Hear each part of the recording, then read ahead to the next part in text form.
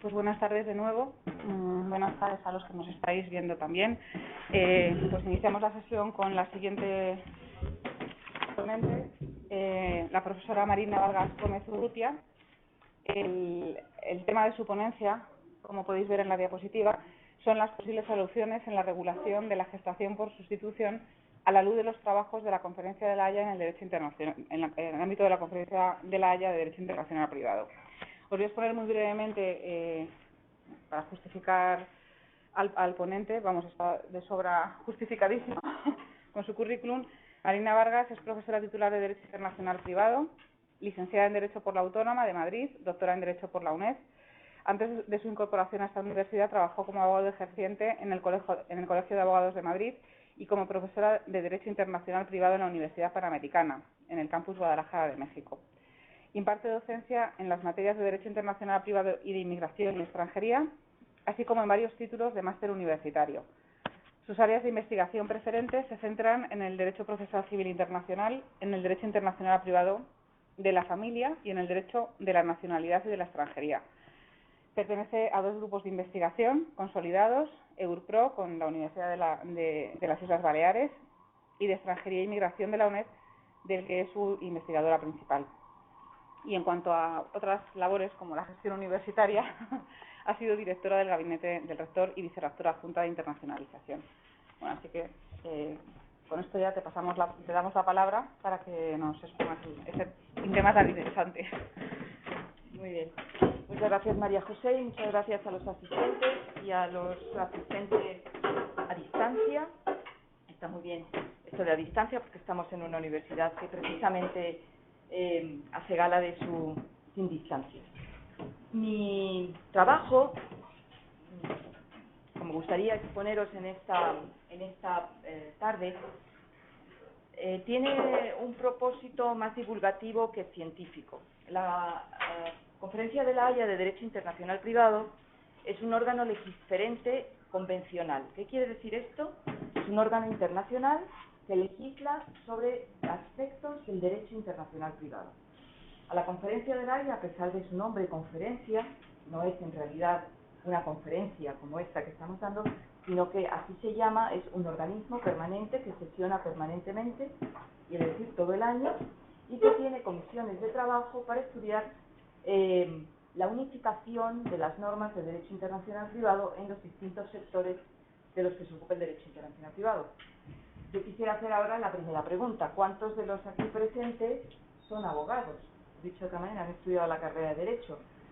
1, 2, 3. Bien.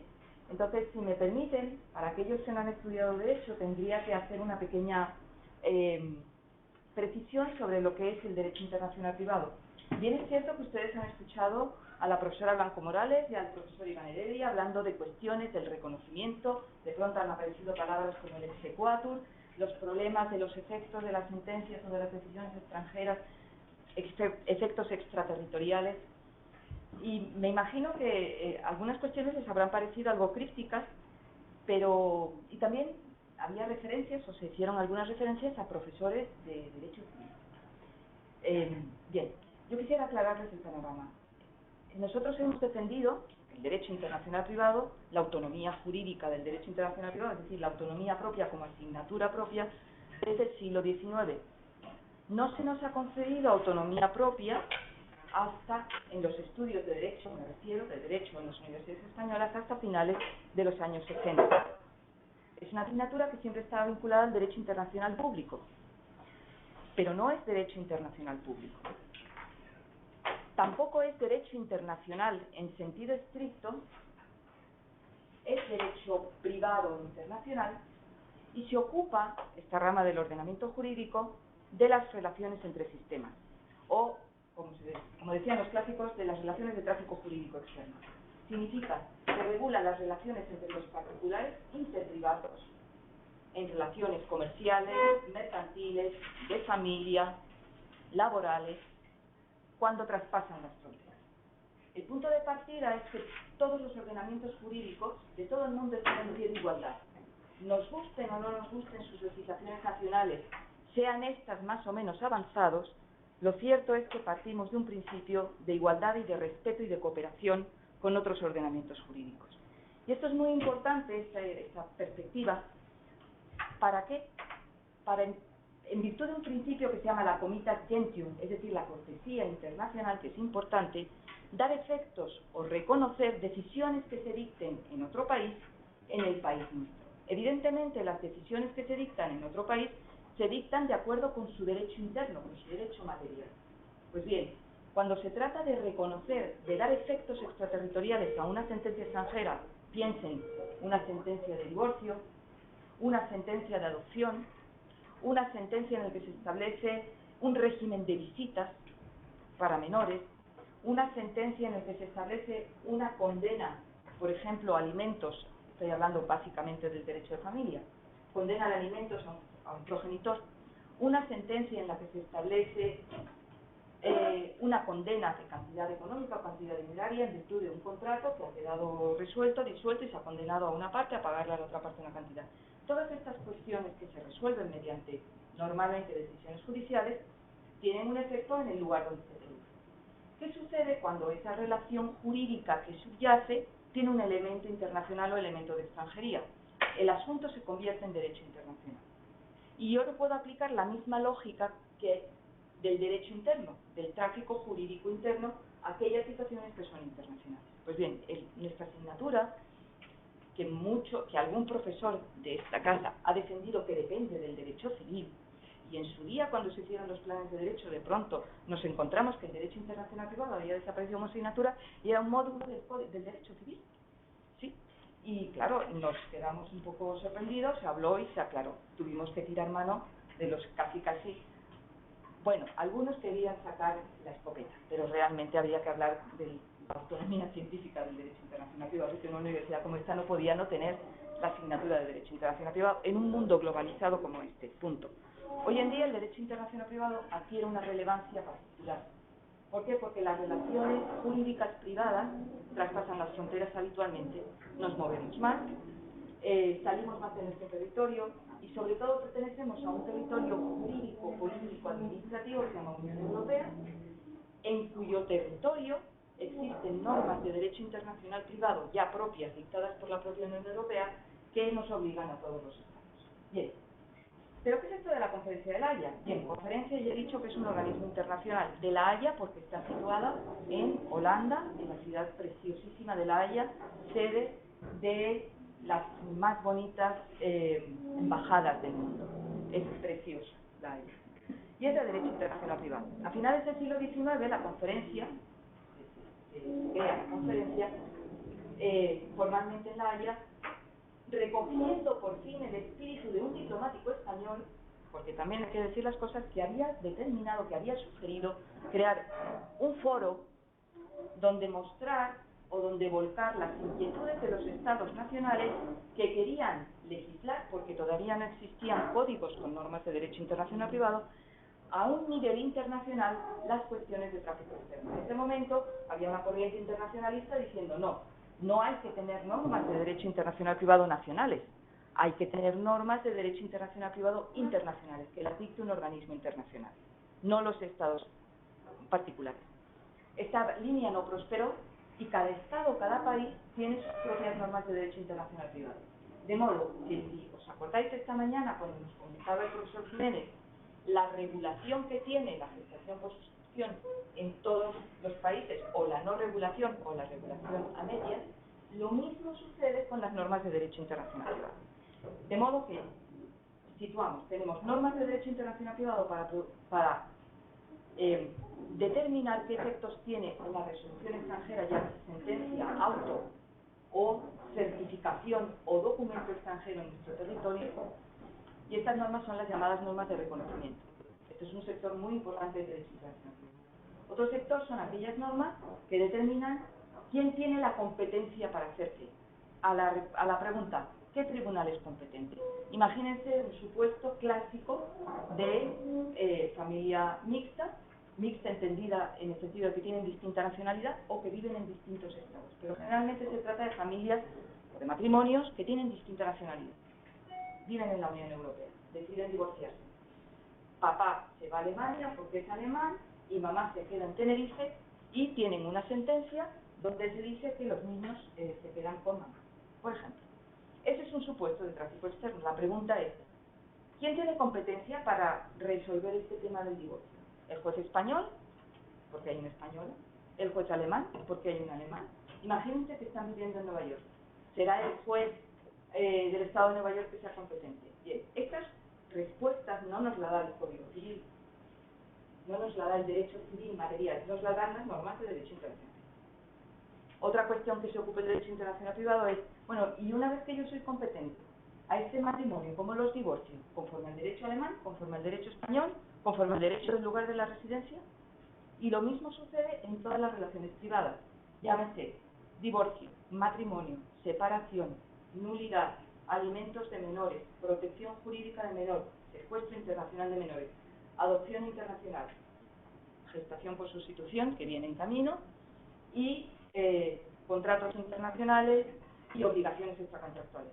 Otro ejemplo que suelo poner en clase. Imagínense que van ustedes a un partido de tenis, o vamos a poner de las Champions en Liverpool, y va un españolito y se pone en la grada donde donde le han asignado, y en el fragor de la batalla se pelea con el que está a su lado. Y como consecuencia de la pelea, la máquina de fotos que tiene nuestro amigo, nuestro cliente, ¿cómo se cae el suelo? Vale. Y se estropea. La máquina costaba 5.000 euros. De fotos no, bueno, era algo un poco más... Bien, entonces tenemos, esto es un caso real, a nuestro amigo de Valencia, que se va a las Champions en Liverpool, que se pelea con el otro español, que resulta que vive en Londres. Ha perdido su máquina. Y quiere reclamarle la indemnización por los daños causados.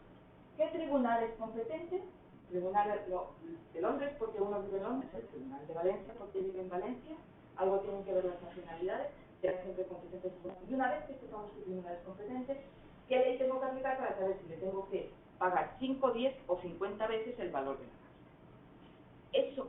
Esa determinación de qué ley tengo que aplicar, si la ley inglesa o española, me la da las normas de derecho internacional. Situados aquí, imaginaos los 165 estados o 175 ordenamientos jurídicos que existen en el mundo, y cada uno tiene su regla. Pues yo voy a decir que son competentes los jueces del lugar de la residencia. Pues yo voy a decir que los jueces del lugar de la nacionalidad. Pues yo voy a decir que se aplica la ley de la nacionalidad. Y empiezan a aparecer las conexiones, a mí me gusta llamar los bypass. Bien, existen tantas normas de derecho internacional privado o códigos de derecho internacional privado como países existen en el mundo. Si ya tenemos dificultades para ordenar el derecho material, esto que nos ha explicado el profesor Jiménez esta mañana, no os quiero decir las dificultades que hay cuando lo que tenemos que hacer es coordinar los sistemas de derecho internacional privado que existen en cada legislación. De eso se ocupa, en parte, la Conferencia de la Haya. Y en la Conferencia de la Haya participan en ella todos los Estados miembros, por supuesto, de la Unión Europea, y prácticamente todos los estados del mundo. Muy poquitos no forman parte de la conferencia. Entonces, ¿qué hace la Conferencia de la Haya? ¿De qué vamos a hablar aquí? Pues vamos a hablar de los trabajos que está realizando la conferencia bajo un proyecto que se denomina filiación/gestación por sustitución. En lo exclusivo veréis la palabra GS, a lo mejor a veces aparece MS, pero es un error involuntario,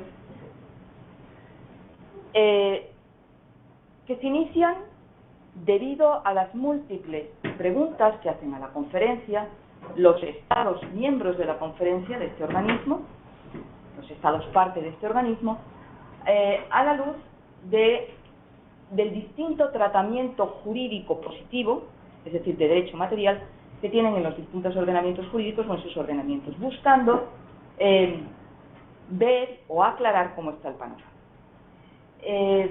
Se inician así, bueno, la conferencia como buen organismo burocrático, pues las tomas de decisiones, aunque haya una secretaría permanente, tardan un cierto tiempo, pero lo primero que se hace, como cualquier órgano legisladente, o sea, un órgano donde se legisla y se legislan cuestiones muy importantes, es, vamos a ver cómo se trata el tratamiento de la gestación por sustitución en cada país. Pero no el tratamiento desde la perspectiva del derecho material. Yo no quiero saber qué es lo que dice la legislación de California o lo que dice la legislación de la India sobre cómo se articula la gestación por sustitución. Yo quiero saber qué es lo que dice la legislación de California, de España o de cualquier Estado miembro de la India en relación al reconocimiento de una decisión extranjera o de una decisión dictada en el extranjero que contenga una atribución de la filiación llevada a cabo mediante esta técnica de reproducción asistida. De suerte que se ponen a trabajar en esto y estudian el panorama de derecho internacional privado. Pero entre tanto, ¿qué hace la Unión Europea? La Unión Europea como organismo también forma parte de la conferencia. Voy a hacer aquí una pequeña nota a pie de página. Cada Estado miembro de la Unión Europea, que somos 28, estamos allí, con nuestros respectivos representantes oficiales, que son altos funcionarios de la administración española, francesa e italiana. Y la Unión Europea envía también a sus altos funcionarios. De modo que a la hora de discutir las cuestiones, la Unión Europea y los Estados miembros se están escuchando. Pero lo que se decide al final, y es importante para nosotros, porque hemos visto que la legislación alemana y que la francesa y que la italiana son distintas en lo material, también son distintas en el material, me refiero en el derecho positivo material, no en el derecho positivo conflictual, que es el derecho internacional privado. Ellos van a estar atentos a lo que vaya a decir la Conferencia de La Haya.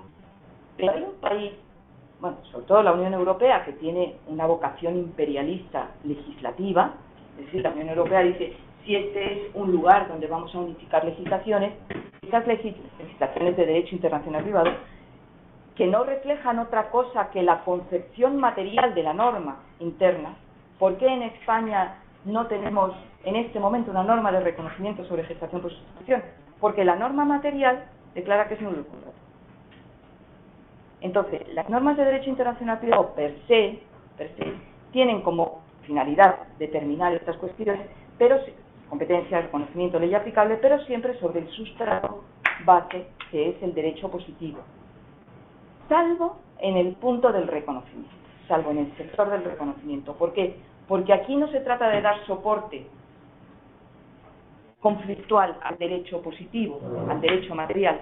Se trata de, en virtud de ese principio, que parece muy antiguo, pero que a mí me gusta expresar, de la cortesía internacional, es decir, del reconocimiento en pie de igualdad de lo que se dice en nuestro país, de darle eficacia en nuestro ordenamiento con una única salvedad. No se le dará eficacia si atenta frontalmente contra el orden público internacional. Entendido en los términos que ya extensamente se habló ayer. Bien. Por lo tanto, en principio, y cumplidas unas ciertas condiciones de tipo formal, llamamos formales, aunque algunas veces son de fondo, en principio, una resolución dictada en el extranjero sobre establecimiento de filiación tiene, en principio, derecho a llamar a la puerta de otro país para ser inscrita en el registro y obtener el reconocimiento de efectos extraterritoriales del establecimiento de una filiación en el Estado. Entendido, por tanto, que es el sector del reconocimiento. El punto de partida, pues, es este estudio del 2004, que es el que yo he tomado para presentar esta conferencia. Pero no he querido, voy a intentar no ser muy pesada, cosa que a veces es difícil para un profesor, que tenemos una tendencia tumbea, y a estas horas de la tarde ni te cuento.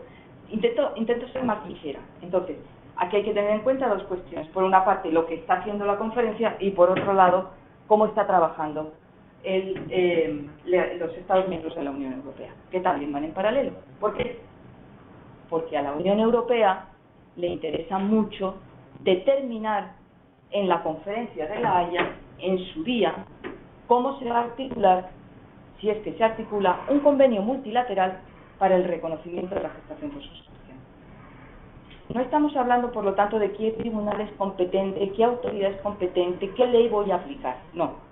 Estoy hablando de qué condiciones voy a establecer uniformes para todos los estados que luego se quieran adherir a este convenio, de suerte y qué método de reglamentación voy a establecer para que se establezca en unas condiciones óptimas el procedimiento de gestación por sustitución a efectos del reconocimiento, a efectos del reconocimiento de efectos extraterritoriales o del despliegue de efectos extraterritoriales. Por lo tanto, aquí está, y se parte, toda la lectura, el resumen es el principio de partida es el favor en favor del reconocimiento, no en contra del reconocimiento, de filiaciones válidamente, que habrá que determinar cuándo es válido, constituidas en un Estado que admita esta forma, en otro Estado que lo prohíba o que lo regule de forma distinta. Sobre las soluciones de la Dirección General, ya se refirió el profesor Heredia, y sobre la sentencia del Supremo también. Pero este no es el punto que yo quiero, naturalmente tengo que hacer referencia a ello, pero por supuesto no voy a ahondar. Y en cuanto al método, nosotros en Internacional Privado estamos obsesionados por explicar que los distintos aspectos o sectores de los que se ocupa el Internacional Privado, competencia, ley aplicable, reconocimiento y por supuesto nacionalidad y extranjería, que ese es otro jardín, tienen técnicas de reglamentación distintas. La norma es un silogismo. Si pasa, debe pasar de. La norma de derecho internacional privado es un silogismo incompleto. Si pasa A, yo no sé qué va a pasar, porque B puede ser Estado de California, Estado de Nueva York, cualquier estado del mundo, o incluso España, en función de cuál sea la conexión o el bypass que yo le ponga para saber qué ley tengo que aplicar. Recordáis, estamos con ordenamientos jurídicos de todo el mundo, jugando el mismo partido, y yo tengo que saber en un momento dado qué ordenamiento me va a decir si soy competente, qué ordenamiento me va a decir qué ley tengo que aplicar, o qué condiciones voy a poner yo, de acuerdo con el resto de mis colegas ordenamientos jurídicos, para dar efectos al establecimiento de una filiación por técnicas, por esta técnica. ¿Me seguís? No sé si me explico bien. Perfecto. Entonces, el método que la Conferencia de la Haya sugiere, como no puede ser menos, es el método o el régimen de cooperación entre autoridades. No es un régimen de unificación de normas de conflicto. Normas de conflicto son aquellas que determinan cuál es la ley aplicable a un caso concreto. La norma de conflicto que dice que la ley aplicable a la filiación es la ley de la nacionalidad del menor, es una norma de conflicto, por lo tanto tenemos que buscar primero qué nacionalidad tiene el menor. Eso es un error de enfoque si hiciéramos un convenio de ley aplicable para la filiación por sustitución. No. Lo que queremos es partir de este supuesto, que es el problema que tenemos en este momento, y como nosotros somos derecho internacional privado, que no somos derecho civil, que es el que hace la parte material, lo que vamos a establecer es un mecanismo de cooperación. ¿Para qué? Para quitar las barreras jurídicas, por decirlo de alguna manera, igual que en el comercio existen aranceles que impiden que las mercancías circulen, pues hay barreras jurídicas en cada ordenamiento jurídico que impiden que las sentencias, las resoluciones, los certificados, los documentos públicos puedan circular sin demasiadas trabas. No es lo mismo ir a Francia hoy sin visado y con el DNI y sin pasar ningún control fronterizo, pues esto le pasa a las sentencias. Si yo establezco un sistema de cooperación ex ante y no ex post, yo puedo evitar pedirle a esa sentencia que viene del exterior 50.000 papeles, o dicho de otra manera, controlar lo menos posible cuando se dicte la resolución definitiva. ¿Por qué? Porque para llegar a esa resolución definitiva ya nos hemos puesto de acuerdo en el método a seguir. Y ese método es un método de cooperación de autoridades. ¿Qué autoridades? Lo que se llaman las autoridades centrales de los Estados miembros. En España, Ministerio de Justicia, Secretaría General de Cooperación, nunca me acuerdo cómo se llama, porque ha cambiado varias veces. Esto es la Secretaría General de Cooperación Internacional y algo más que se encuentra, que depende del Ministerio de Justicia. Bien, generalmente España determina que cuando se adhiere, cuando entra en un convenio de cooperación, va a utilizar su autoridad central, que es el Ministerio de Justicia, una unidad administrativa, que va a ser la que cumpla las funciones que establece este convenio, el convenio que sea. Nosotros tenemos en este momento, estamos adheridos a más de 17 convenios de la Conferencia de la Haya.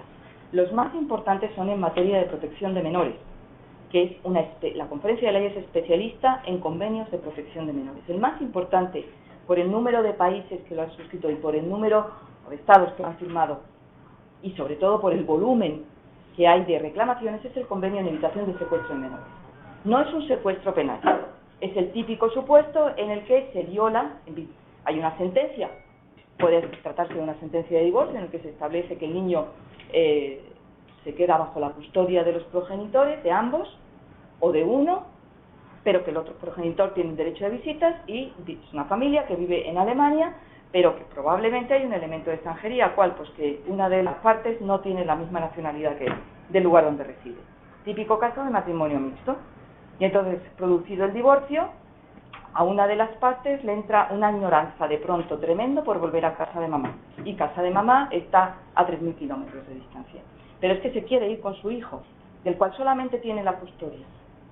Y hay el otro progenitor que tiene el derecho de visita. ¿Qué sucede cuando esa parte, ese progenitor, se traslada con el hijo a otro país y como consecuencia de ese traslado cambia la residencia del menor, no permite el ejercicio normal del derecho de visita que tenía el otro progenitor, porque lo tenía los lunes, jueves y viernes de cada semana? No se puede ir a Tenerife a buscar, a hacer el ejercicio de visita. Esa violación del derecho de comunicarse los progenitores entre ellos da origen a un convenio donde aparece por vez primera, bien reglamentado, es un convenio del año 80, la cooperación de autoridades. Es tan exitoso el modelo de cooperación de autoridades del año 80, del convenio de secuestro, que dicho sea de paso, la persona que relató el convenio de secuestro, o sea que ya sabéis que todos los convenios tienen un jurista de reconocido prestigio que es el relator del convenio. El convenio de secuestro, el relator fue la profesora Elisa Pérez, catedrática de esta casa de Derecho Internacional Privado y magistrada del Tribunal Constitucional. Y este es el convenio más exitoso de la conferencia. Y a su estela han seguido otros convenios. Entre ellos, el del 93 sobre adopción internacional. Este convenio de adopción internacional es el que tiene la Conferencia de La Haya, así, en el ojito de mira, porque las condiciones de control ex ante de la idoneidad de los futuros padres adoptantes, de los adoptantes, la exigencia necesaria de intervención de las autoridades centrales del país de origen y del país del destino, y la certificación de las agencias que tienen que intervenir en el proceso de adopción están perfectamente delimitadas en el convenio. De suerte que, si los estados que firman el convenio realizan adecuadamente la adopción siguiendo los parámetros del convenio, tanto procedimentales como de efectos, al final resulta una sentencia, porque el convenio determina que la filiación adoptiva se establece mediante sentencia. Esta sentencia viene acompañada de una, en ocasiones, certificación, o no es necesario. Pero esta certificación lo que certifica es que la adopción ha sido realizada conforme al convenio. Y esto lo certifica el juez que dicta la sentencia porque ha seguido el convenio, porque está adherido al convenio y porque un convenio internacional obliga por encima de la ley interna. Esa certificación de que la adopción es conforme al convenio evita tener que pasar el sistema de reconocimiento al que nos habíamos referido ayer, el de la instrucción de la Dirección General, que es el clásico sistema de control ex post. Existe, y está bien que exista porque no tenemos otro modelo normativo al que acogernos, pero en el supuesto hipotético que hubiese en su día un convenio de la Conferencia de La Haya que estableciese el procedimiento de gestación por sustitución, digamos, siguiendo el modelo de convenio de adopción, que es lo que sugiere en la mayor parte de los Estados miembros, un convenio de adopción internacional, con todas las diferencias que va a tener que introducir, pero sí el mecanismo de cooperación de autoridades, en mi opinión, habremos dado un paso más positivo para evitar los problemas que hoy estamos teniendo respecto de la inscripción de las filiaciones establecidas en el extranjero en virtud de la técnica.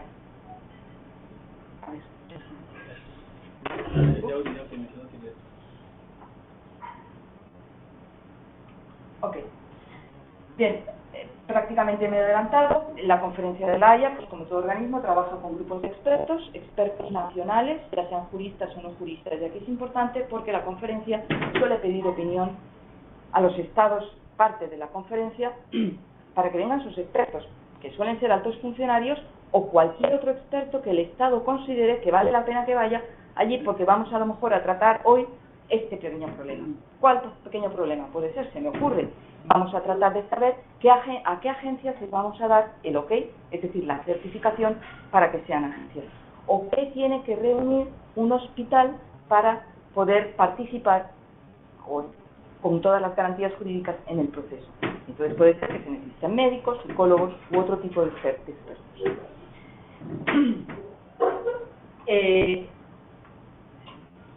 A lo largo de la conferencia, lo que quiero, de esta charla, lo que quiero explicar es que, a lo mejor algo que nos puede parecer evidente después de todo lo que sabemos, pero lo que dice la conferencia, yo no me voy a poner a trabajar hasta que no tenga la seguridad de que todos los estados que forman parte de esta conferencia, de este organismo, estén de acuerdo que vale la pena trabajar en este camino para llegar a hacer un convenio multilateral, es decir, un tratado internacional. Ustedes tienen en el curso virtual, en materiales, el resultado del estudio que tiene, no sé si 245 páginas, es muy largo. Está en francés y está en inglés. Entonces lo que intento es evitarles que se lean ustedes todo ese material, porque además es derecho internacional privado puro y duro, y ver a la luz de este documento algunos porqués y varios para qué. Algunos porqués. El por qué vale la pena hacer el estudio para llegar a un instrumento multilateral. Parece evidente que el fenómeno es creciente. La conferencia viene recibiendo desde el año 2011 muchísimas preguntas sobre gestación subrogada. Por lo tanto, no es una cuestión de interés nacional, no solo, es una cuestión de interés y de preocupación internacional. ¿Por qué? Porque plantea muchas interrogantes, sobre todo en el reconocimiento de efectos. Evidentemente, parece, con todo el respeto a los catedráticos de Derecho Civil, que esto es una cuestión de derecho internacional privado, parece. Pero vamos, tampoco nos oponemos a que vengan todos los civilistas que quieran, y los procesalistas, por supuesto. Pero el derecho internacional privado parece ser que es el nido donde habitualmente están los expertos que saben cómo montar un sistema de cooperación y de relaciones entre ordenamientos jurídicos.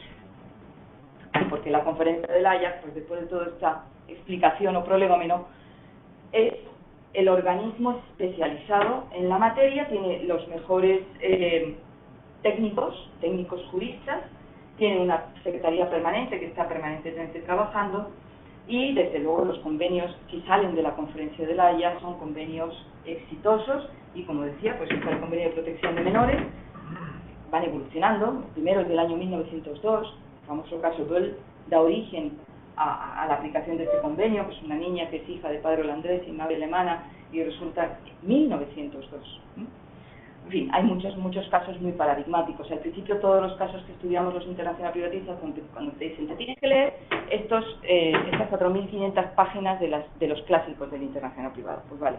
Y una de las cosas que encuentras es que todos los casos son de príncipes y princesas, claro, porque entonces los que viajaban y tenían posibilidad de viajar era la nobleza. Pero es que hoy los casos son de inmigrantes. Así, tal cual. Que no me dejan traer a mi hijo, que vive en Níger, porque no acredito que tengo un ingreso de 2.000 euros, por ejemplo, en el caso de Alemania, mensuales por cabeza, por familia. Somos 7 de familia, pues 7 pues tendría que ganar 14.000 euros para poder traer al hijo que tiene 12 años. Bien. Y te dicen, no, porque usted no tiene 14.000. ¿Quién gana en Holanda 14.000? Un obrero de la construcción o del servicio de limpieza. Esas cuestiones tan sencillas como la reagrupación familiar, que parece que es un tema de extranjería, es un tema que encierra un problema previo de derecho internacional privado. En primer lugar, que es familia. Y el segundo tema, el mismo que ha planteado ante el Tribunal Europeo de Derechos Humanos. ¿Es violatorio del artículo 8 del Convenio Europeo de Derechos Humanos que yo no me pueda traer a mi hijo? Bien. Entonces, la conferencia del año. Seguimos. La gestación por sustitución, además de la importancia que tiene desde la perspectiva de regulación jurídica, a mi modo de ver, trasciende el ámbito, no es que trascienda o rebase el ámbito del derecho internacional privado, es que amalgama unos problemas muy serios de intereses contrapuestos que ponen de relieve que el sistema clásico en el que establecemos la relación entre sistemas, que son normas de conflicto, no sirve. Ese método clásico de la norma de conflicto, de la ley aplicable, no nos sirve para resolver estos problemas, porque los intereses en principio son muy diversos. De tal manera que la conferencia de La Haya, en un ejercicio de estudio importante, que empieza en los 60 pero que se consolida en los 80, Dice, no, nosotros creemos que debemos establecer un sistema de cooperación de autoridades. Si este sistema tiene éxito, lo incorporamos como un método de reglamentación, de tal manera que nos evitamos todos los problemas que se generan como consecuencia de tener normas de conflicto, es decir, normas incompletas, y no son incompletas porque no cumplen el silogismo clásico de la norma. Si es A, debe ser B. Las normas penales, las normas procesales son clarísimas. El supuesto de hecho es este, la consecuencia jurídica producida del supuesto de hecho es esta, o esta, o esta, o esta, siempre y cuando se cumplan las condiciones. En internacional privado no, porque puede ser no la mía, sino la del ordenamiento jurídico francés. Como no sé qué es lo que me va a decir el ordenamiento jurídico francés, lo que tengo que hacer es establecer un bypass, un elemento de conexión que me lleve al francés o al alemán o al marroquí. Por lo tanto, este sistema no sirve para resolver los problemas de la afiliación. Tenemos que seguir otro camino, que es este. Y este método de reconocimiento-cooperación es el que ya viene proponiendo la doctrina francesa más autorizada, que es la profesor Lagarde, desde el año 2003, no 2013, pero tiene un bonito estudio del 13, y luego en el ámbito español, pues estos profesores que aquí señalan. Bien, los tópicos o los paradigmas o los problemas que se proyectan en gestación por sustitución, evidentemente el orden público, cuando choca con los estándares jurídicos del foro, conferencia de Pilar Blanco y conferencia de Iván. Segundo elemento, relaciones constituidas, relaciones de familia constituidas en el extranjero, y la realidad registral que tenemos en cada país. Cuando se trata de un nacional español, pues choca o puede chocar esta resolución o certificación que traiga del extranjero con los requisitos, si es que los hay, del registro civil o de la inscripción en el registro civil español. También pueden darse cuestiones de nacionalidad y de extranjería, porque quien determina la nacionalidad no son las normas de derecho internacional privado, es un sector del derecho internacional privado, que es el sector de la nacionalidad, y cada país decide soberanamente, mediante normas materiales directas, esto quiere decir nada de normas de conflicto, sino normas de silogismo, si es A debe ser B, quiénes son sus nacionales. Y España sigue el sistema prácticamente decimonónico de la transmisión de la nacionalidad por la sangre, no por el suelo. Mientras que hay otros países que siguen el sistema de la transmisión de la nacionalidad por el suelo, es decir, por el lugar de nacimiento, y no necesariamente por la sangre. Hay otros que tienen un sistema combinado, por ejemplo, o mixto. Son mexicanos, los hijos de mexicanos nazcan donde nazcan, es evidente, si son hijos, pues la sangre la transmite, no está vinculado a que nazcan en territorio nacional, territorio mexicano. Pero también son mexicanos los que nazcan en México. No importa cuál sea la nacionalidad de sus progenitores, estos son mexicanos. Estados Unidos, pues los que nazcan en territorio estadounidense. Luego puede haber supuestos en los que pierdan la nacionalidad. Pero en España no se es español por nacer en territorio español. Salvo supuestos contadísimos. Nosotros tenemos un jus soli muy restrictivo. Por tanto, no es verdad eso que dicen que vienen aquí a parir para ser españoles. Eso nada. Si sus padres son extranjeros, ese niño, por mucho que haya nacido en territorio español, no es un niño, no es español. Pues bien, en estas cuestiones de gestación por sustitución, existiendo un progenitor de nacionalidad española y no habiendo dudas sobre que él es el progenitor, la nacionalidad se atribuye, y esto facilita mucho después los problemas registrales, porque ya sabemos que ese niño es español por la sangre, lo que llamamos el jus sanguinis. Evidentemente, si esto viene ya declarado por una resolución extranjera, que esta persona es el padre, es decir, el establecimiento de la filiación, y sabemos sin duda que esta persona es española, pues entonces la nacionalidad ya se ha transmitido. Pero no siempre es evidente. Y como no siempre es evidente, cuando este niño no se le reconozca ser hijo de quien es, entonces ese niño a los ojos del ordenamiento jurídico español es un extranjero. Y para entrar en España, pues necesitará un visado, depende del lugar donde haya nacido. Y entonces nos encontramos con la situación paradójica y triste que en ocasiones se le plantea al Ministerio de Asuntos Exteriores, que es precisamente el organismo que tiene que determinar los requisitos para expedición de visados, etcétera, etcétera, que este niño es, al no hacer el reconocimiento y la afiliación, pues es un niño extranjero. Y habrá que darles un visado o pasaporte, o en fin, ya... No digo un pasaporte español, sino que tendrá que tener un pasaporte de su país de origen, de nacimiento, y una autorización para entrar en España. Son situaciones verdaderamente paradójicas que se pueden suceder. De tal manera que todos estos sectores, nacionalidad y extranjería, que la extranjería es la otra cara de la nacionalidad, se mezclan en supuestos de tráfico externo.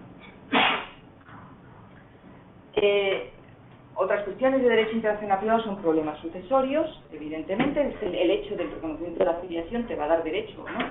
Y si no hay un reconocimiento de la filiación, hablo de reconocimiento en un sentido amplio, no con el exequatur que en ocasiones he hablado con María José. No, hablo de la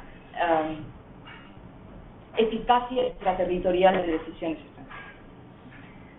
Sobre todo esto se proyecta el interés superior del menor, del que ayer se habló mucho. Incide también, como pone de relieve el estudio de 2014, las decisiones del Tribunal Europeo de Derechos Humanos, a las que ayer también se refirieron, y en esta presentación haré una pequeña referencia en algún momento. Y finalmente, ¿va a ser la técnica de cooperación de autoridades la que deba primar o qué vamos a determinar? Entonces, lo primero es, en el estudio, preguntan hay un test, un cuestionario tremendo, en el que pregunta a los estados, oiga, ¿ustedes cómo establecen la filiación jurídica? O sea, ¿cuál es su norma de derecho internacional privado para el establecimiento de la filiación jurídica? El español es el artículo 9.4, que dice claramente que la filiación, o sea, la ley aplicable a la filiación, se determina por la nacionalidad del menor. Por lo tanto, aquí aparece una cuestión previa, ¿este niño es español o qué nacionalidad tiene? Para saber cómo se determina la filiación. Esta es la primera pregunta que hace el tribunal. No nos vamos a meter en cuál es la ley aplicable a la filiación, entre otras razones, porque ya en la propia conferencia he dicho, no ese es el camino es eficacia extraterritorial. ¿Cómo resuelven las dificultades en materia de filiación jurídica cuando éstas se establecen en el extranjero? Es decir, el segundo paso, reconocimiento. ¿Cómo reconozco las sentencias de filiación establecidas en sentencias o decisiones administrativas establecidas en el extranjero? ¿Y cómo repercuten estas cuestiones, estas dos cuestiones, en la adquisición de la nacionalidad de los menores? En definitiva, la idea es, estudiando estos tres sectores del derecho internacional privado, conocer el grado de armonización o de divergencia entre las legislaciones de todo el mundo de derecho internacional privado en materia de filiación, para de esta manera poder superar la gran traba de la reglamentación en base conflictual y marcarnos de ese camino complicado para ir a un camino donde no tengamos que utilizar necesariamente normas de conflicto.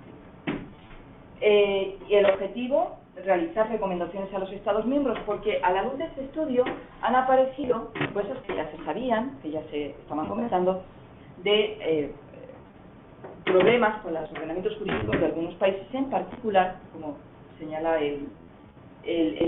la última parte del estudio, que es de febrero de este año, con la India y con Tailandia. Avanzar hacia una normativa internacional armonizada y decidir, en definitiva, qué método de derecho internacional privado es el más adecuado. Esta mañana hemos visto países que, las legislaciones nacionales, aquellas que expresamente prohíben, aquellas que toleran con condiciones, aquellas que permiten expresamente y aquellas en que incierta o no tolerada en principio. Bueno, este es un mapa que saqué de un estudio que hace referencia al estudio de la conferencia de La Haya, y no voy a insistir en ello porque, como esto es una legislación también muy cambiante, a lo mejor hay algún dato que en este momento, porque esto es del estudio del 14, ya no es adecuado. Pero, en fin, tenemos en el ámbito de la Unión Europea este panorama.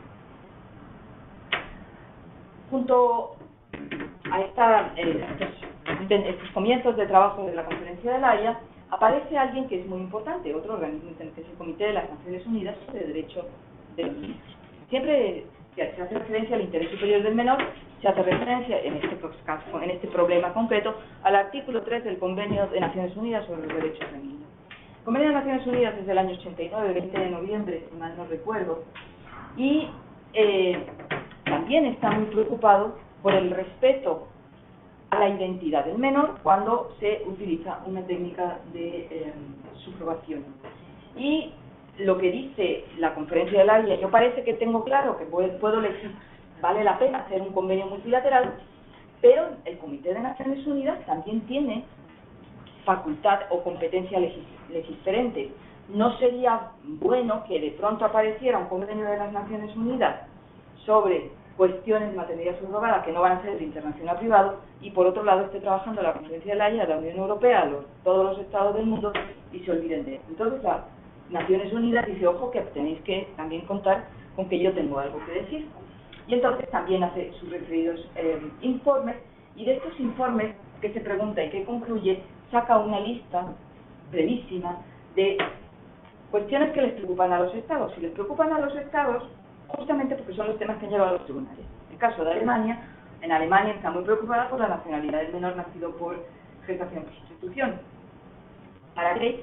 Para no violar el Convenio de Naciones Unidas, que el Convenio de Naciones Unidas, en el artículo 3 sobre derechos del menor, del niño, establece que el niño tiene derecho a una identidad y que el niño tiene derecho a una nacionalidad. Claro, como las reglas de nacionalidad, las normas de nacionalidad son tan distintas en cada país, en función de un reconocimiento o no reconocimiento de la filiación o de cualquier otra situación, puede suceder que ese niño se quede en situación de apatridia. Y eso viola el Convenio de Naciones Unidas. Eso viola el Convenio, porque lo han firmado todos los países del mundo.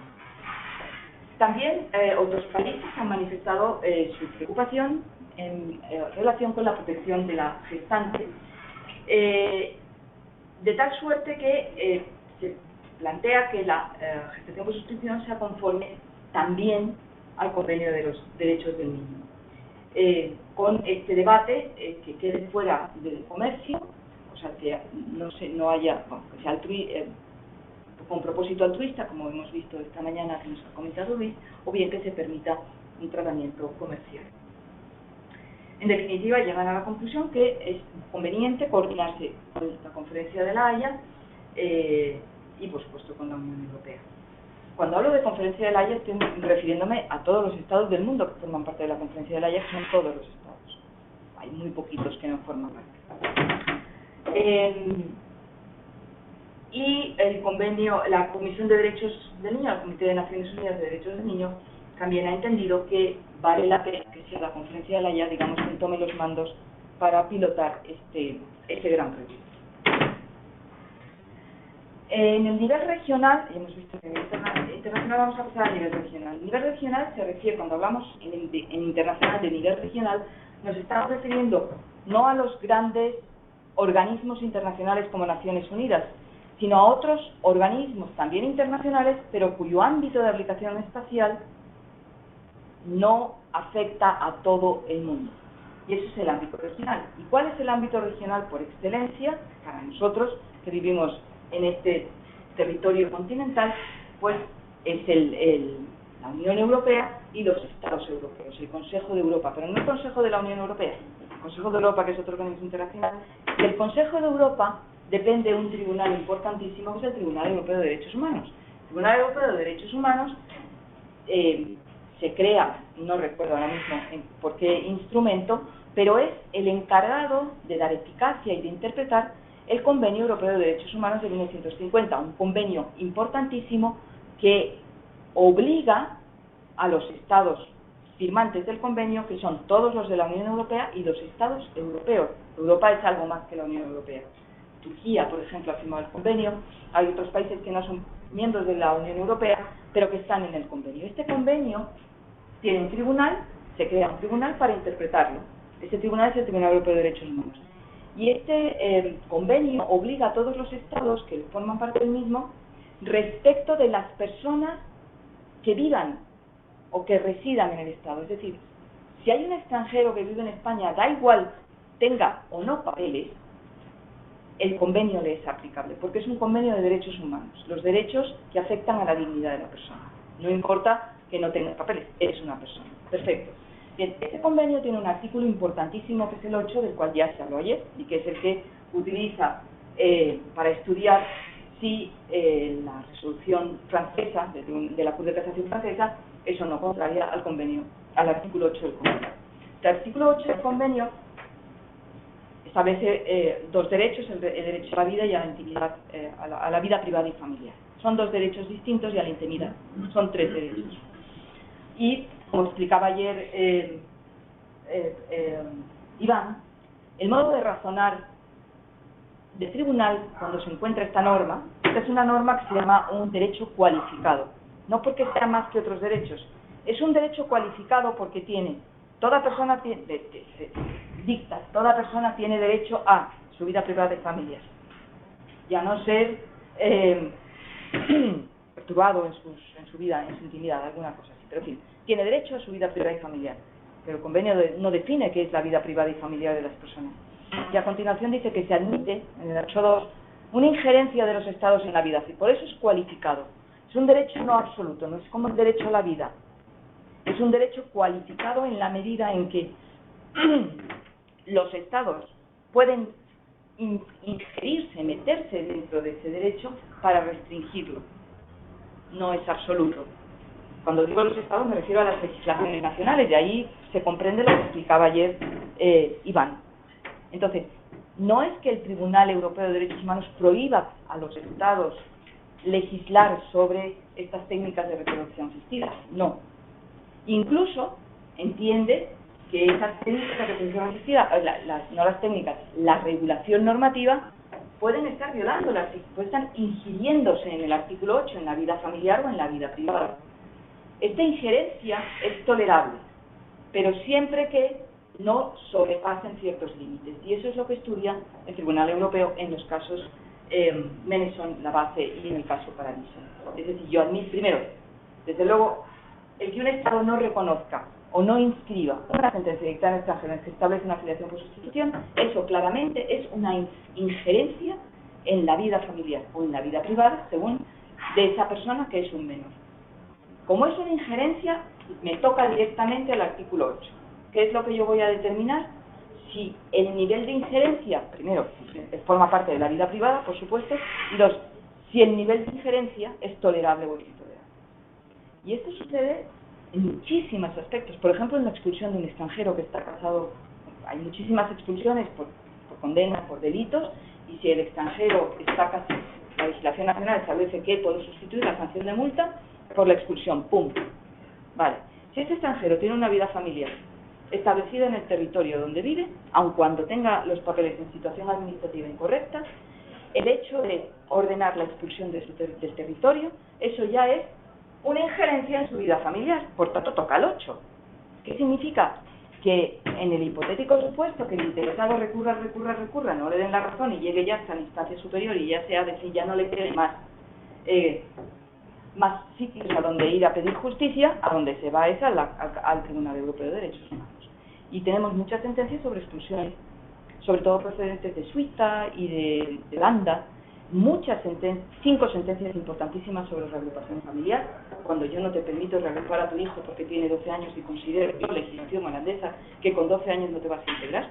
O cuando yo, Estado, te pido que tengas que pasar un test llamado de conocimiento del idioma que preparo yo y que tienes que pagar 120 euros para cursar y si no lo apruebas con el Goethe Institut o con el instituto que quieras poner para yo darte el visado de reagrupación familiar. Esto no establece España todavía, pero podremos verlo. Todas estas cuestiones de las normas internas que interfieren en la vida de las personas, en la vida privada y familiar, se ven en última instancia ahí. Y lo importante de estas sentencias, como decía la profesora Blanco Morales, y como dice el estudio, es que hay que tenerlas en cuenta, porque las sentencias, aunque sean entre Francia y la familia Meneson y La Base, es decir, tengan efectos directamente para ese caso, en nuestro ordenamiento jurídico, su consideración a la hora de resolver asuntos entran por una puerta que se nos olvida, que es el artículo 10.2 de la Constitución Española. Por lo tanto, a través de ese artículo, a través de esa puerta, es como los tribunales toman en cuenta principios que se desprenden de sentencias del Tribunal Europeo de Derechos Humanos que no afectan a España, pero que sí establecen criterios. Esto lo tiene estudiado la doctrina constitucionalista y yo doy gracias, y el Tribunal Constitucional Español también lo tiene perfectamente asentado. Por el 10.2 entra la obligación de respetar los principios que se derivan de sentencias del Tribunal Europeo en la interpretación que ha hecho de un convenio que nos obliga, porque lo que dice esto nos obliga a interpretar toda nuestra normativa conforme al Convenio de Derechos Humanos. Pero no es conforme al Convenio de Derechos Humanos in abstracto, es conforme al Convenio de Derechos Humanos y sus amigos. ¿Y quiénes son sus amigos? Las sentencias del Tribunal Europeo. porque en sí el 8 me puede dejar perplejo, tanto como ¿y qué es la vida familiar y qué es la vida privada? ¿De acuerdo? Entonces, los estados, a la luz de esta importante sentencia, lo que se preguntan es si también supondría una violación al artículo 8 del Convenio Europeo de Derechos Humanos una legislación que no permita la inscripción registral de un menor nacido por gestación por sustitución, pero que sí prevea un procedimiento de adopción del menor una vez esté en el estado de acogida. Y no quiero decir que eso es una cuestión que en este momento en España es, digamos, el camino al que se refería ayer Iván, cuando hablaba del principio de que la madre es quien pare y por lo tanto en estos supuestos la madre de intención puede tener que recurrir a una vía que se llama adopción para poder establecer la filiación de respecto de ese niño. Y por otro lado, toda vez que estos procedimientos de adopción son generalmente muy tardíos, o sea, se dilatan mucho en el tiempo, si no sería también violatorio de la vida privada de ese niño, de la vida familiar, o de la vida privada, habría que determinar las dilaciones en un resultado que además es incierto. Es decir, si una legislación estatal estableciera esto es lo que le están preguntando, lo que se está preguntando a la Conferencia de La Haya, ¿violaría esto el artículo 8? Y lo que les están poniendo encima de la mesa a los estados a la Conferencia de La Haya no es ninguna tontería, porque la Conferencia de La Haya lo que no puede hacer es establecer, evidentemente no va a establecer mecanismos que sean contrarios al gobierno, pero sí hay que ver qué efectos podrían producir una legislación mal hecha o incorrectamente pensada. Por tanto, va a ser largo. Sobre el tema de la adopción, muchos estados dicen que no es el sistema adecuado. En general, hay acuerdo en considerar que el vínculo de filiación entre el padre de intención biológico y el nacido existe, es evidente. No es que sea generalizado en las legislaciones esta segunda parte, no respecto de la madre de intención, aunque está un vínculo genético, manifestación del principio madre es quien pare. Y finalmente le están preguntando también, bueno, ¿y cómo van evolucionando las legislaciones nacionales? Porque hemos visto que ya van rápidamente evolucionando. Esto es otra de las cuestiones. Dos nuevos asuntos, ya no me voy a extender en ellos, el asunto D y el asunto Paradiso, que a todos nos ha dejado, a mí al menos, atónita, el asunto Paradiso, pero bueno, siendo italianos y con respeto a todo cualquier italiano que haya aquí, cualquier cosa se puede esperar. Pero en este caso se trataba, en el caso de contra Bélgica, las autoridades belgas rechazaron la entrada del menor, o sea, no le dieron el visado de entrada en su territorio. Entonces, lo que dice el tribunal en esta sentencia es que el Convenio Europeo no impide que los estados establezcan las verificaciones, los controles, los visados, los parabienes y las amplificaciones que quieran desde la perspectiva jurídica para autorizar la entrada de los extranjeros en su territorio. Eso dice, yo aquí no voy a entrar. Ustedes tienen, si este niño es un extranjero, ustedes pueden establecer todos los controles, la legislación no viola el artículo 8. Bien. Y esto es, a mí me preocupa que esta sentencia haya salido así sin más. Yo creo que tenemos que tener la siguiente lectura. Este niño venía por de dónde, por qué no tenía la nacionalidad de uno de los padres, etcétera. O sea, en el caso de Italia entraron, identificaron al niño y el niño pasó, en el caso Paradiso, a una institución de protección de menores y luego a un camino de adopción. En el caso de Bélgica, ni siquiera el niño pudo entrar en el territorio. Por lo tanto, los estados dicen, ante esta situación incierta de sentencias de uno y otro que son muy variadas, una verificación ex post de lo que pase no sirve. El niño ya ha nacido y, por tanto, tomando en cuenta el principio superior del menor, tendremos que tomar medidas ex ante para que estas situaciones no se lleguen a dar. Y la única manera, o la mejor manera, es creando un convenio bilateral de control de la gestación. Otra de las cuestiones que también se manifiesta en el cuestionario es cómo articular la protección jurídica de la gestante. antes Luis nos ha dado una excelente conferencia y yo creo que las propuestas son muy oportunas y pertinentes. La cuestión de si el menor tiene derecho o no a conocer sus orígenes. Cómo regular los supuestos en que no existe vínculo genético entre los padres de intención y el menor, y qué hacer con las filiaciones jurídicas claudicantes. En fin, estas son unas preguntas que se hacen a la luz de la legislación material. ¿Me seguís? Señor, si yo lo que quiero es establecer un mecanismo de cooperación, pero claro, no puedo olvidarme de cómo regula cada país materialmente el supuesto. Y entonces, del estudio que se hace de la regulación material, sacan estas preguntas. ¿Cómo vamos a dar respuesta a estos interrogantes? Que sí pueden ser en algunos países cuestiones de orden público.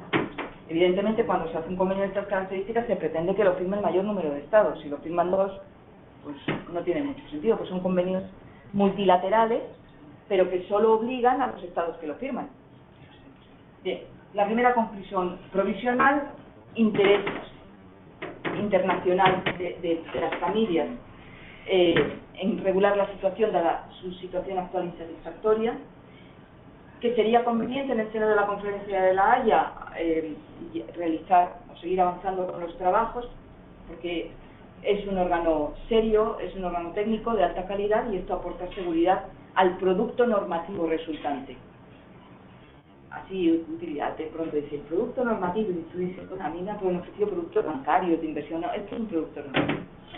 Permitiría también a los estados y a los particulares, porque por supuesto se parte de la base de los derechos humanos de todas las personas involucradas, y siguen abiertos. Bueno, ¿y qué modelo de reglamentación? ¿Y qué dicen los estados sobre el modelo de reglamentación? Una vez que ella hace digamos, el vacío del cuestionario, la conferencia dice, esto va creciendo desde el año 2014 y las consultas son cada vez mayores, tenemos que hacer aproximaciones para ver en qué situación nos encontramos. Y se van dando cuenta que las dos sentencias del Tribunal Europeo de Derechos Humanos están calando en los estados, por lo menos en los estados europeos. España es un ejemplo, Alemania, todos lo hemos visto ayer y esta mañana, parece que los estados no toman a la ligera lo que dice el Tribunal Europeo. Y esto, a mi modo de ver, es un reflejo de la de respeto a derechos humanos in genere de los estados europeos. Es decir, cuando un país entiende que no se puede tomar a broma lo que dice el Tribunal Europeo de los Derechos Humanos, quiere decir que ya ese país ha subido los escalones primeros del respeto a los derechos humanos. Ahora, de ahí a que los estados estén dispuestos a cambiar sus legislaciones internas, hay un trecho. Por lo tanto, quizás sea más fácil, y esta es la idea que quiero transmitir, llegar a un convenio multilateral para establecer un procedimiento con garantías al cobijo de los trabajos de la Conferencia de La Haya, que meternos en una batalla política. Yo no digo que no sea necesaria la legislación interna, creo que es cada vez convencida de que es importantísima. Pero en ocasiones sucede que llegamos al derecho, a la modificación de la legislación positiva material, previa la modificación vía convenio multilateral de las normas de derecho internacional privado. Véanse la adopción internacional. Así llegamos a la adopción internacional. La ley de adopción internacional es del año, si mal no recuerdo, 2007. El convenio de adopción internacional es del año 93.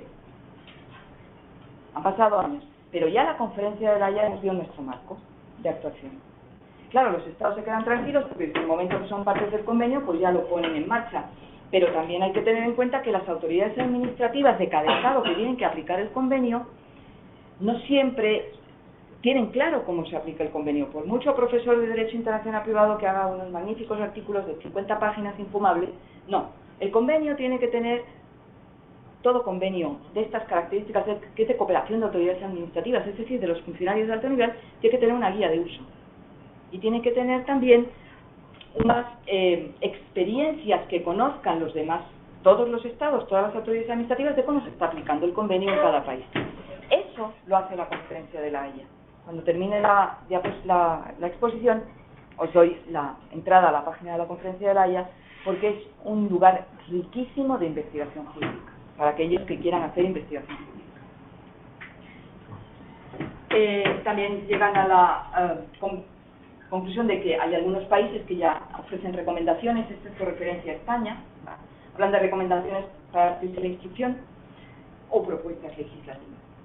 En estados de la Unión Europea y estados que no pertenecen a la Unión Europea, pues sí son algunos favorables a facilitar el reconocimiento y establecimiento de la filiación, fundamentándose o basándose en el principio del interés superior del menor y llevando a cabo, sobre todo países de estirpe jurídica anglosajona, un ejercicio muy interesante de cómo el orden público, que es el freno a la entrada de las sentencias de orden público internacional de cada país, porque es internacional pero de cada país, puede atenuarse. El efecto atenuado del orden público internacional es un mecanismo que aparece en muchas sentencias, sobre todo de los países del Common Law, y también en algunas sentencias alemanas. El ejemplo es muy fácil.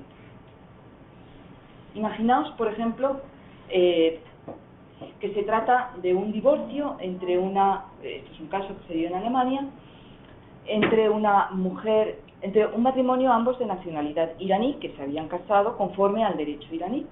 Y esto es una sentencia de principios de los años 90. En el derecho iraní y en algunos otros ordenamientos jurídicos está establecido la entrega de la dote.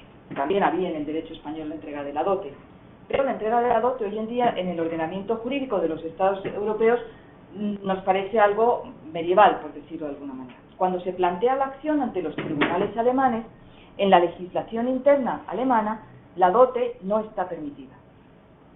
Y entonces ellos se quieren divorciar en Alemania y de acuerdo con la norma de derecho internacional privado alemana, la ley que los va a divorciar, los divorcia el juez alemán, pero la ley que tiene que decir las causas, de acuerdo con la norma de conflicto alemana, es la ley de la nacionalidad de los cónyuges, Irán. Por tanto, tienen que aplicar los tribunales alemanes, el derecho iraní, para determinar cómo se divorcian y los efectos del divorcio de esta pareja que vive en Alemania. Y entonces se encuentran pues, que efectivamente en el derecho iraní que ellos tienen que aplicar está toda una reglamentación sobre la devolución de la dote. Y entonces se encuentran, pero es que la dote en el ordenamiento jurídico está prohibido. En cambio, la ley que yo tengo que aplicar, si lo contempla, choca esto con el orden público internacional. En principio sí, porque hay una prohibición expresa en el derecho alemán. Sin embargo, el tribunal alemán, haciendo una reflexión de derecho internacional privado muy bonita, dice sí, pero cabe el efecto atenuado del orden público. Yo reconozco efectos a esta legislación, no estoy hablando de una sentencia, sino que yo tengo que aplicar derecho extranjero, doy efectos para este punto concreto, a ese derecho extranjero, pero solamente para que produzca efectos en el caso del divorcio. No quiere decir de esta pareja, no quiere decir que yo esté reconociendo la eficacia de la dote. Estoy reconociendo y además hace un siguiente paso, atenúo el efecto del orden público y busco un parangón con mi ordenamiento interno. Y resulta que en mi ordenamiento interno existe algo que se parece, que son las compensaciones económicas por divorcio. Bien, pues entonces esto podría ser en el paralelismo una compensación económica. Claro, que en el caso de la dote no, porque aquí había habido una entrega previa de una cantidad de dinero que en el supuesto que se disolviera el matrimonio había que devolver siguiendo unos requisitos. En algunos estados se están ya aplicando este efecto atenuado del orden público para poder dar entrada a supuestos de sentencias extranjeras o decisiones extranjeras o resoluciones extranjeras o certificaciones extranjeras. Bien, en rojo lo que destaco es que sí, todo esto está muy bien, pero sería bueno tener una legislación. Los problemas no se resuelven y no tenemos ni legislación interna ni reglamentación internacional. Bien. Y entonces, resumiendo en 2 puntos qué problemas son los más urgentes, es la legislación de cada estado, de cada país, tiene circunstancias distintas del control de el establecimiento de la filiación. Nosotros hemos estudiado aquí, ayer y antes de ayer, la instrucción de la Dirección General, que es la que nos sirve de pauta. Y os recordáis que hay controles. Y estos controles son en España de un tipo, en Alemania de otro, en Inglaterra de otro tipo. Bien, esto es un problema. Los límites y condiciones de reconocimiento de la filiación establecen controles en cada país distintos. Y esto tendríamos que ser capaces de superarlos. 2. También se observan problemas de la no observancia del respeto a los derechos humanos. En concreto, la cuestión que plantean es los posibles derechos o la violación de los derechos de la gestante. Como dice un juez inglés, ¿es posible cerrar los ojos y centrarnos solamente en el estatuto del menor? ¿No habrá otros temas en este complejo entramado de relaciones que también debamos preguntarnos? Estamos haciendo, es como si nos sentásemos y fuera lluvia de ideas, pero con muchos estados. Bien, la primera cuestión, la relevancia del vínculo genético, y aquí en esta diapositiva, en definitiva, el razonamiento en el caso de Meneson y la base permite a algunos estados decir, ojo, que esta sentencia dice lo que dice, pero como dice el Tribunal Supremo Español, yo ya tengo resuelto unos temas que en esta sentencia, por el caso que se planteaba, no se daban, por lo tanto, a mí me afecta en lo que me afecta. Por lo tanto, no resuelve todos los problemas. Otros países dicen que se puede, a la luz de la sentencia, distinguir si se trata de parentesco genético entre los padres de intención y el nacido y aquellos en los que no se da. En la jurisprudencia, pues Italia y Alemania, Italia es el caso Paradiso, y en Alemania es el caso que ayer explicó Iván de la Corte Suprema, que no los voy a repetir, pero vemos que no solamente las legislaciones son distintas, sino que desde la perspectiva de la aplicación de los principios que se puedan derivar de la base y de la sentencia del Tribunal Europeo, cada Estado, en función de cuál es el caso concreto que tiene a la vista, resuelve de una forma u otra. Por tanto, de nuevo, existen los Estados, tenemos una gran inseguridad jurídica, convendría resolver. Y la cuestión del respeto a los derechos humanos, he sacado algunas preguntas de la jurisprudencia inglesa, de países del Común Law, porque siempre ellos, en fin, son muy ilustrativas en la medida en que los jueces crean el derecho, cuando no existe una reglamentación específica. Pero en fin, el juez inglés Neyland dice, es necesario, en mi opinión, una reglamentación uniforme mediante un instrumento internacional haciendo estructuras de una manera apropiada el llamado mercado de la maternidad por sustitución. Está traducido literalmente, ya sé que tendría que cambiar un poco la terminología, pero bueno. Y los australianos, necesidad de reglamentación y control de estas prácticas en otros territorios a fin de garantizar que los derechos de todas las partes sean respetados, es lo que hablábamos hace un ratito en la comida.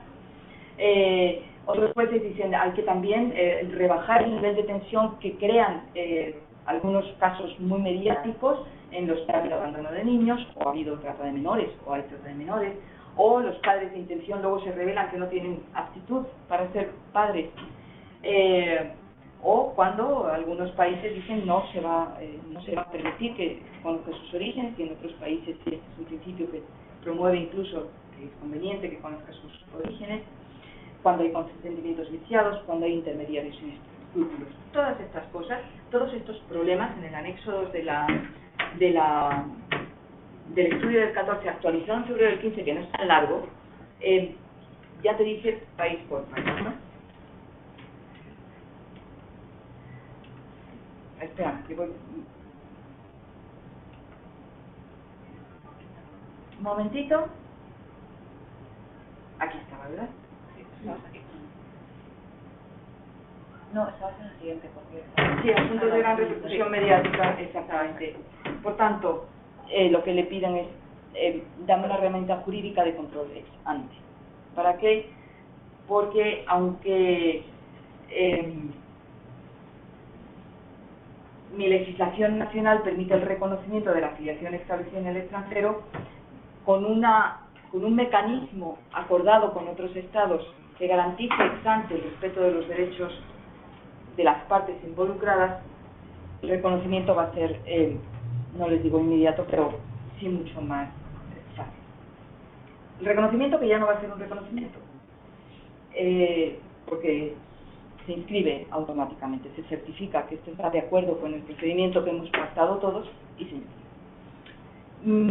Por tanto, como conclusión, una solución internacional multilateral es conveniente, el mecanismo de cooperación es el que nos parece más adecuado. Y el modelo de convenio, como he dicho al principio de la exposición, es el convenio de La Haya del año 93 en materia de adopción internacional, que es un convenio y el que solamente me voy a referir a cómo estructura la cooperación entre autoridades, que yo creo que resulta interesante. Todo Estado contratante designa una autoridad central encargada de dar cumplimiento a las obligaciones del convenio. Si es un Estado federal, puede decir en cada Estado quién es su autoridad central.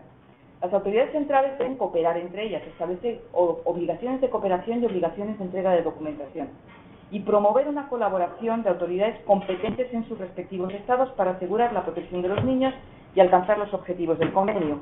¿Cuáles son los objetivos del convenio? Reconocer el desarrollo armónico de la personalidad del niño, que debe crecer en un medio familiar, en un clima de felicidad, de amor y de comprensión. Esto es adopción internacional. Recordar que cada Estado debe tomar con carácter prioritario medidas adecuadas que permitan que el niño tenga una familia.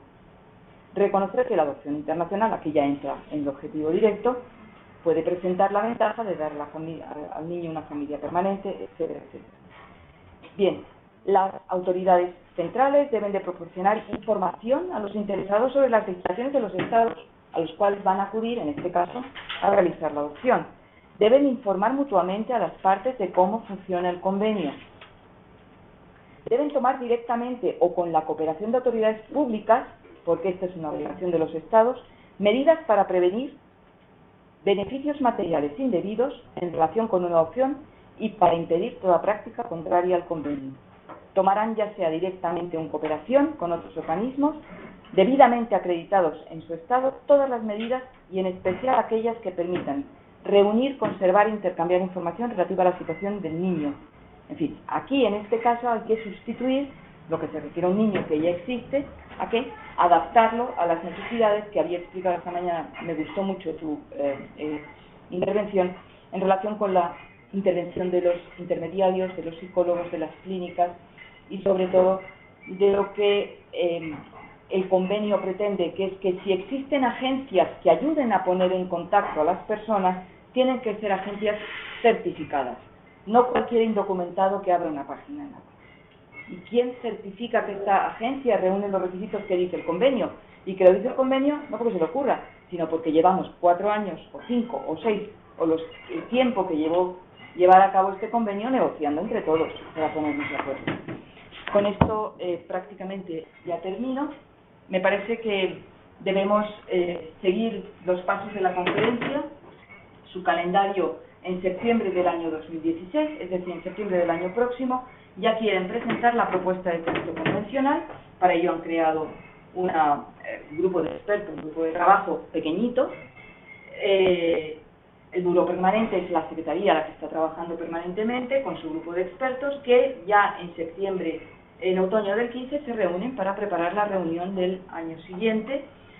Van a colaborar con la comisión que se ocupa del desarrollo del convenio de adopción, porque una vez que ya el convenio nace a la vida y se aplica, hay una comisión de seguimiento, hay un lugar donde los estados ponen y envían información, cómo se aplica el convenio, etc. Más unos colaboradores jurídicos, es decir, dinero. Pues hemos contratado a un colaborador, así lo dicen, que nos cuesta un colaborador jurídico senior y un colaborador jurídico especial que va a ganar tanto dinero y que va a trabajar 16 horas a la semana. Así lo ponen, es como un proyecto de investigación internacional. Y además hay que enviar informes periódicos. Estas personas que están trabajando informes periódicos al Buró Permanente y los estados informes periódicos al Buró Permanente de cómo van evolucionando sus legislaciones, porque claro, hay que tomarlos en cuenta. Para saber más, esta es la página a la conferencia de La Haya, a las cuestiones relacionadas con la gestación por sustitución. Explica el proyecto, explica el mandato, explica aquí están los documentos, aquí está el cuestionario con las respuestas de todos los estados y poco a poco se va llenando la página y, como decía hace un ratito Luis, habrá un momento en que se nos abra un lugar para que las asociaciones, los particulares, los estados miembros, una vez que ya tengamos texto convencional, podamos emitir nuestras opiniones, las universidades, los centros de investigación, etc. Y con esto les doy las gracias por su atención.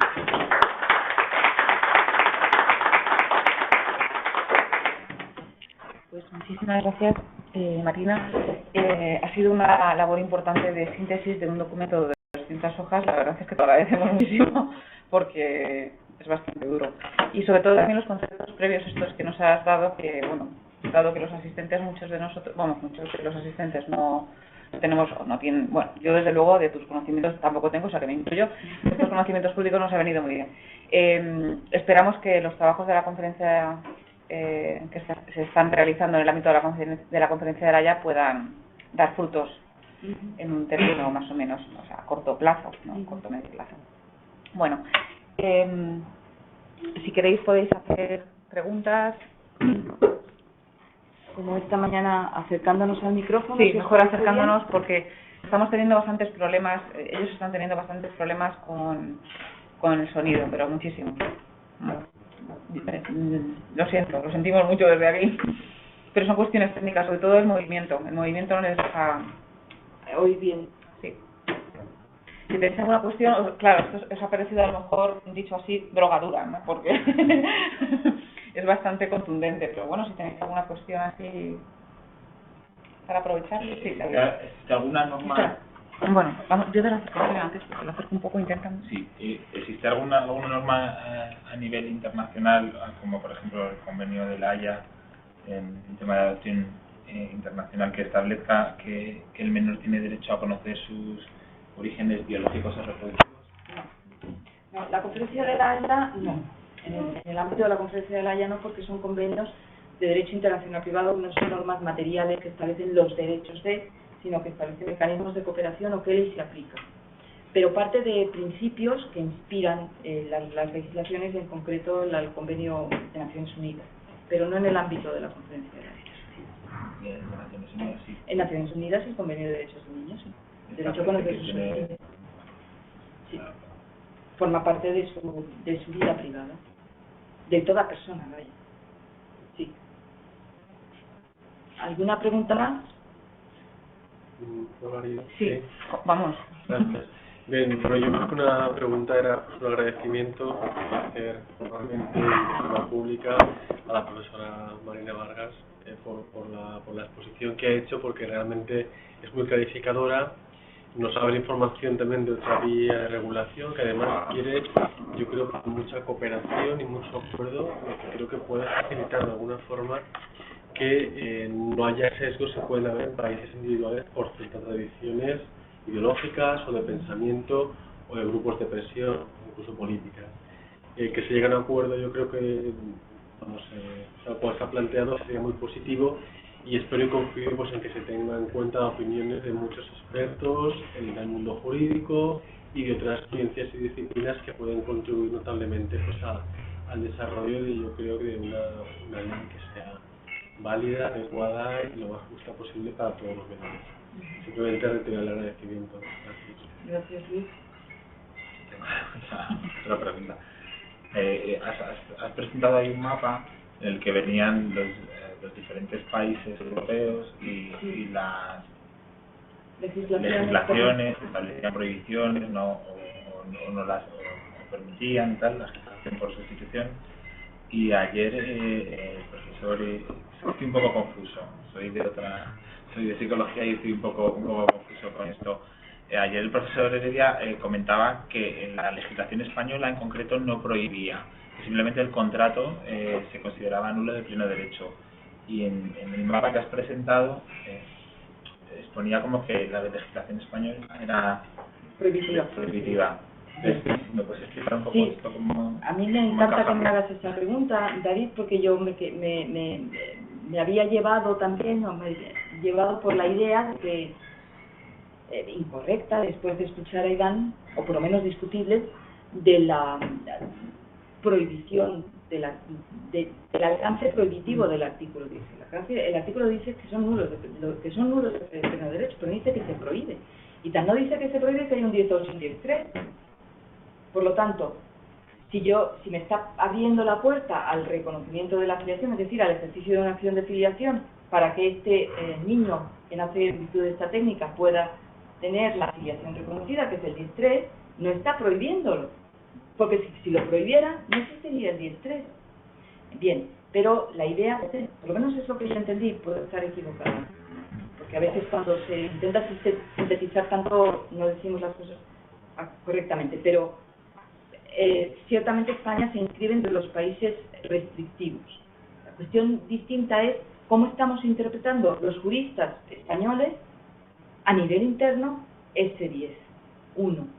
Y ya sabemos que el Tribunal Supremo lo ha interpretado como la prohibición más absoluta del mundo, pero caben otras interpretaciones. Entonces, no te quedes con la idea de entiende el profesor Heredia y muchos otros profesores que hay una interpretación distinta.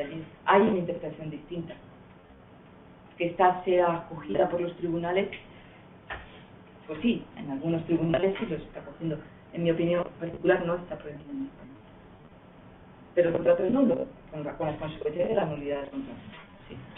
Sí, al final, pero claro, es que hay gente que, por ejemplo, se va a México a hacer un contrato de gestación subrogada, pero al final yo creo que la situación es un poco similar a la nuestra, ¿no? O sea, se establece la filiación a nombre del padre biológico y de la mujer gestante. Quiero decir eso, en España luego hay una renuncia por parte de la gestante y una adopción por parte del otro progenitor. Que eso en España sería, o sea, estaría dentro de la ley. Sería la solución. El 17.1, el Código Civil, vamos, no hay... Es que no hay duda. Si uno de los progenitores es español, la filiación se da desde el momento en que reconoce que es hijo suyo. Claro, y por eso no tenemos el 10.3. Entonces ahí no hay ningún problema. El problema está cuando la madre comitente dice que ella es la madre real, pero nuestro ordenamiento no lo contempla. Entonces, claro, eso no se puede seguir, a no ser que reconozcamos la sentencia. Exacto. ¿A no ser, perdona? A no ser que medie sentencia, que en muchos países no hay sentencia, por ejemplo, en el caso de Rusia, ahí no hay sentencia, y entonces, claro, nosotros no podemos reconocer lo que no hay. Por eso yo siempre hago la distinción entre aquellos países, Norteamérica, Canadá, por ejemplo, Reino Unido actualmente, recientemente lo hay, de aquellos países en donde no hay una sentencia judicial. Está muy difícil, entonces tienen que ser Sí, para los que están en la distancia, bueno, si te podrías acercarte, por favor, Fuensanta, porque es importante lo que ella está diciendo, la distinción entre mediando sentencia y mediando sentencia, porque la sentencia lo que establece es la filiación. Entonces, uno de los principios del reconocimiento es muy importante, es que tú no puedes entrar al fondo del asunto. O sea, tú ya no puedes discutir, si partes del principio de que vas a reconocer efectos territoriales a los que que ha dicho un tribunal extranjero, cuando se cumplen una serie de requisitos, no puedes entrar en el fondo. Lo que dice ahí es lo que es. Claro. Y lo que dice es que esta persona, la filiación de esta persona se ha establecido respecto de A y B, no respecto de la gestación. Claro. Luego se abre el camino de la adopción, que también es un reconocimiento de filiación, porque los hijos adoptados tienen la consideración de hijos sanguíneos, o sea que no hay ningún problema, pero en principio, si no hay sentencia, indudablemente solamente se puede acudir al 17.1 del Código Civil, que es son españoles y los hijos españoles, y no hay nada más que hacer, y no se puede hacer. Sería eso lo que yo... Pero bueno, la pregunta es, ¿está o no está prohibida la esta gestación sustitución en España de acuerdo con el artículo 10? Yo creo que hay una diferencia, y es que nosotros no imponemos sanciones. Sí, eso es muy importante. Y eso es muy importante. Y como no imponemos sanciones, es nulo, pero contrato nulo, pero no está prohibido, no hay ningún tipo de sanción ni administrativa ni los contratos nulos producen efectos en muchos casos. No podemos acudir a la vía judicial para reclamar esos efectos, ¿no? Esa es la diferencia. No tenemos vía acción legal para acudir, en principio, a reclamar los efectos de contrato nulo aquí en España. Si la gestación se produce aquí en España... Ya, es otro tema. Es otro tema. Hombre, la filiación luego se puede reclamar ante los tribunales. Si no te inscriben, ya se sabe, recurso ante la Dirección General de los Registros y del Notariado, y si se confirma el auto, pues hay que acudir a la vía jurisdiccional. Es un camino largo y dificultoso. Sí, hay hay algunas preguntas en el chat. Por ejemplo, dice...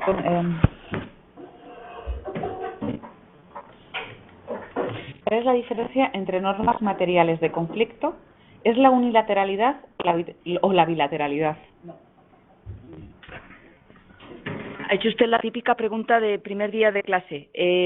No hay normas materiales de conflicto. Hay normas de conflicto y normas materiales. Son dos cosas distintas. La verdad que explicar la bilateralidad y la unilateralidad es un tema que verdaderamente no tiene mayor importancia. Yo, si quiere, se lo explico perfectamente en el foro, pero en definitiva, unas son normas directas, supuesto de hecho consecuencia jurídica, un silogismo clásico, y las normas de conflicto son normas incompletas, tienen un supuesto de hecho que hay que calificar, el supuesto, a ver si esto es una adopción o es otra cosa, y luego una consecuencia jurídica que no es directa. ¿Por qué? Porque si usted dice que la sucesión se rige por la ley de la residencia habitual, y tiene un supuesto de sucesión con un señor que se muere, una señora que se muere y no otorga testamento, pues tendremos que establecer cuál es la ley de la residencia habitual para luego saber si tengo que aplicar el derecho español, el inglés, el búlgaro o cuál. Y entonces, por eso son normas que la doctrina clásica llamaba bilaterales, pero vamos a llamarlas normas de conflicto, pero no porque haya un conflicto, sino porque lo que hay es más de un ordenamiento jurídico que puede ser llamado a resolver. Muy bien. Otra pregunta. ¿Considera que el reglamento 2201/2003 se queda cojo en abordar el tema de la responsabilidad parental en la gestación por sustitución? El 2201 regula la responsabilidad parental, pero si usted recuerda el artículo primero, si mal no recuerdo, dice ámbito de aplicación del reglamento, y el ámbito de aplicación del reglamento incluye las cuestiones de la filiación. Punto. Y aparte. No hay ningún reglamento de la Unión Europea que se haya atrevido a entrar en cuestiones de filiación. ¿Y por qué? Porque los Estados miembros no quieren. Entonces no es que se quede corta la cuestión, la Unión Europea. A lo mejor la Unión Europea desearía en su imperialismo internacional privatista regularnos hasta el día y la noche. No, que los Estados miembros dicen por aquí no, porque las concepciones son muy distintas. Yo había una cosa que quería decir. Tienes que acercarte mejor. Si no te importa, de verdad. Lo que pasa es que yo no sé si aquí todo el mundo tiene claro la diferencia lo que es un convenio. Ese es un tema interesante. Sobre todo porque los convenios si no se firman y si no se adhieren, no son de obligado cumplimiento y no vinculan. Todos los estados pueden establecer reservas. Cuando establecen reservas tenemos grandes problemas porque no van a cumplir ese convenio. A diferencia de los reglamentos de la UE, que no, sí son de obligado cumplimiento. A mí me gusta mucho. Sí. Sí, gracias. Son dos planos distintos, evidente. Un convenio admite reservas. Quieren decir que los estados, yo lo firmo, pero mira, este punto y este punto resulta que me reservo no aplicarlo. Pero los de la Conferencia de la Haya, de Moderna, de CIRPE, no están permitiendo reservas. Por ejemplo, en materia de alimentos internacionales, no te permite reservas. Los reglamentos de la Unión Europea no es que no admitan reservas, es que son normas de cumplimiento directas, no hay que publicarlas en el BOE ni en ningún sitio. Son normas internacionales que regulan para todos los estados unificadamente cuestiones, salvo para aquellos estados que dicen, se siente, yo no. Los que hacen el opt-in out. Yo aquí, Dinamarca y Reino Unido.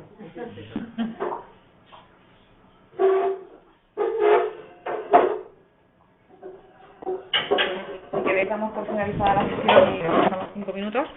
Y muchísimas gracias, Marina, por tu excelente presentación. A vosotros, gracias.